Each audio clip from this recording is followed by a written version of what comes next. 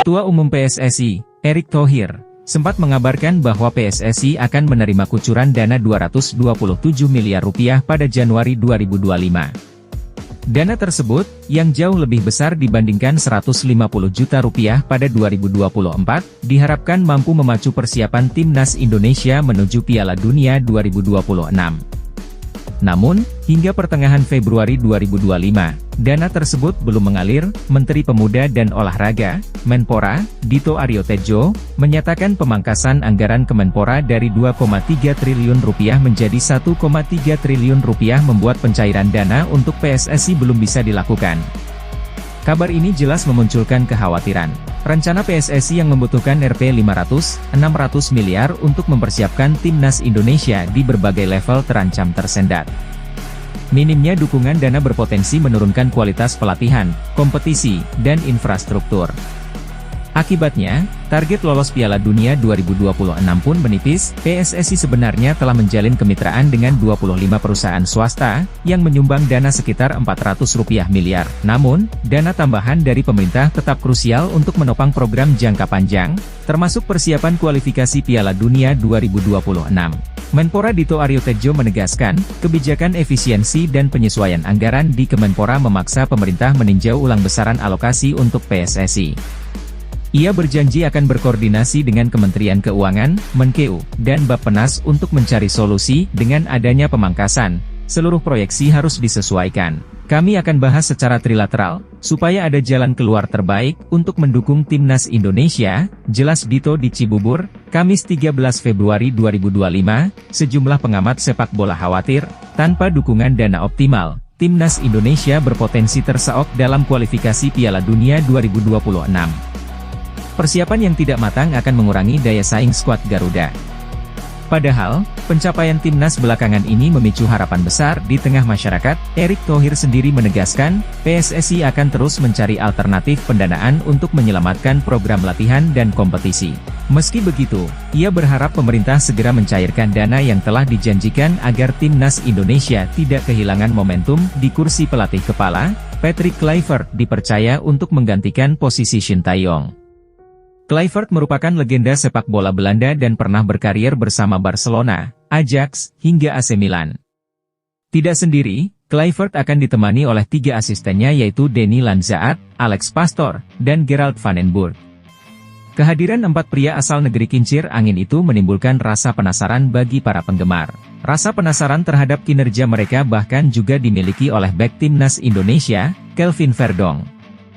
Rasa penasaran Verdonk kian bertambah mengingat Kluivert memiliki nama besar di sepak bola. Kendati demikian, bek kiri NEC Nijmegen itu mengaku sudah terbiasa bekerja sama dengan nama-nama besar. Ia bahkan pernah berada dalam satu tim dengan Der Kuip dan Robin van Persie ketika masih membela Feyenoord. Sama halnya dengan Kluivert, Kuip dan van Persie merupakan 2 legenda sepak bola Belanda. Van Persie merupakan pencetak gol terbanyak dalam sejarah Timnas Belanda dengan 50 gol dari 102 penampilan. Sedangkan Kuip tercatat mengoleksi 24 gol dalam 104 penampilan bersama The Oranje. Dia, Kluivert, adalah nama besar, tetapi dalam sepak bola Anda terbiasa dengan itu, kata Verdonk. Di Feyenoord saya mendapat kesempatan bermain dengan Der Kuip dan Robin van Persie. Sebenarnya, saya tidak pernah berpikir, wow, saya bermain dengan orang-orang itu. Mungkin itu akan terjadi nanti ketika saya lebih tua, lanjutnya sambil tertawa. Sementara itu, Denny Lanzaat bukan merupakan sosok yang asing bagi Verdonk. Pemain berusia 27 tahun itu sudah mengenal Lanzaat sejak masih bermain di Feyenoord. Lanzaat diketahui menjadi asisten Giovanni van Bronckhorst di Feyenoord pada tahun 2018 hingga 2019. Oleh karena itu, ia mengaku tidak sabar bisa kembali bekerja sama dengan mantan gelandang Timnas Belanda itu. Saya sudah mengenal Denny dari Feyenoord, saat dia menjadi asisten pelatih Giovanni van Bronckhorst, kata Verdonk. Kluivert adalah legenda dan Pastoor sangat kuat secara taktik. Saya sangat menantikan jeda internasional berikutnya, ucapnya. Skuad Garuda akan melawan Australia di Sydney pada 20 Maret dan Bahrain di Jakarta 5 hari kemudian. Seperti diketahui, The Golden Star Warriors mendapat pelajaran besar dari skuad Garuda pada 2024 lalu. Bagaimana tidak, tim Merah Putih begitu superior di hadapan tim asal negeri Naga Biru itu. Sepanjang 2024 lalu, kedua tim telah bertemu sebanyak 4 kali. Hasilnya adalah Indonesia berhasil memenangi 3 pertandingan, sementara Vietnam hanya menang pada 1 pertandingan saja. Kekalahan itu tak lepas dari proyek naturalisasi yang digaungkan oleh PSSI.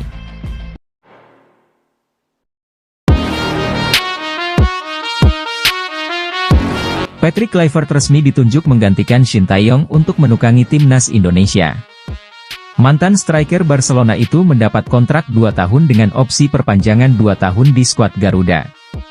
Patrick Kluivert merupakan nama yang tidak asing bagi para pesepak bola. Pelatih berusia 48 tahun itu cukup terkenal karena pernah membela sejumlah klub besar seperti Ajax Amsterdam, AC Milan, hingga Barcelona. Dia juga sempat memenangkan gelar prestisius seperti Liga Belanda dan Liga Champions.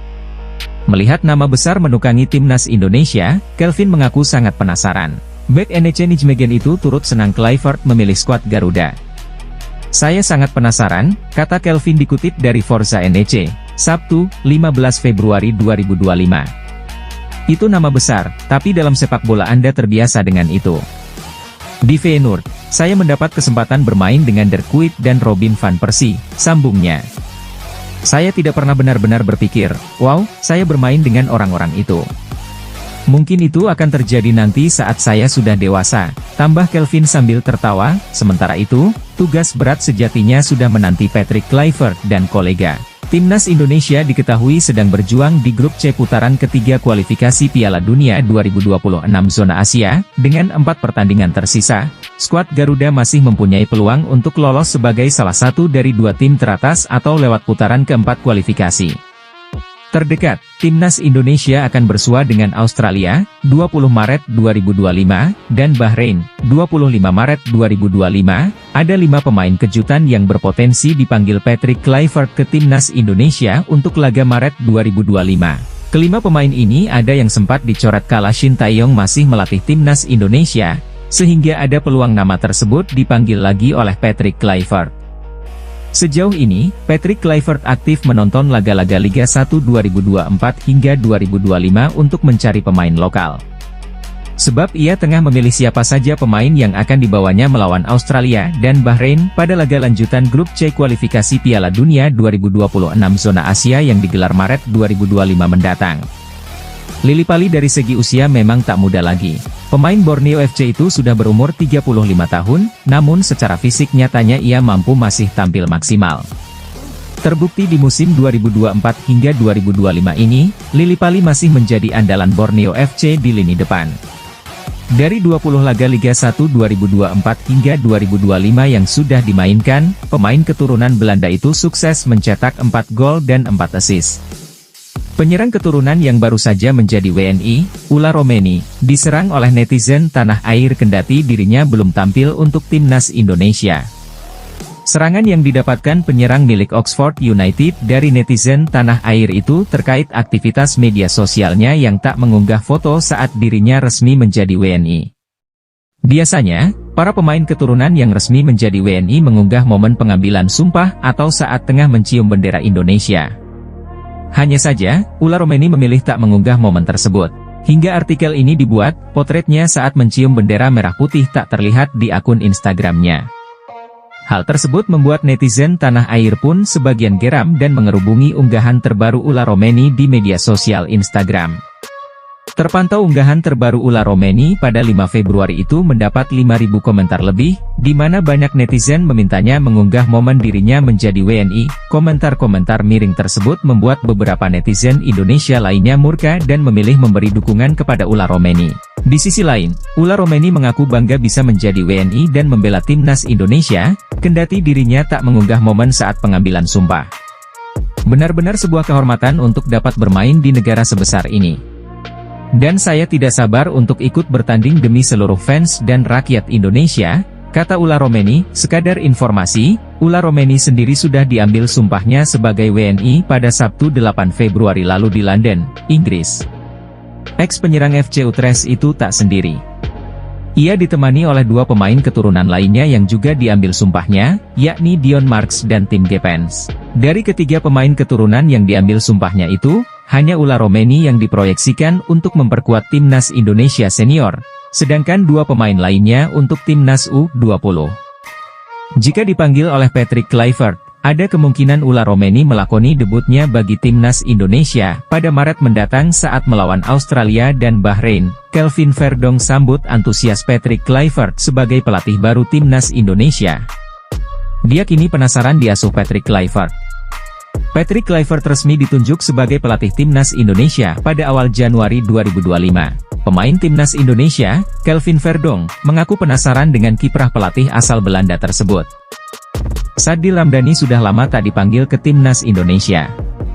Namanya absen semenjak Shin Tae-yong mencoretnya dari Piala Asia 2023. Padahal dari segi kemampuan, Sadil adalah salah satu talenta terbaik Indonesia saat ini.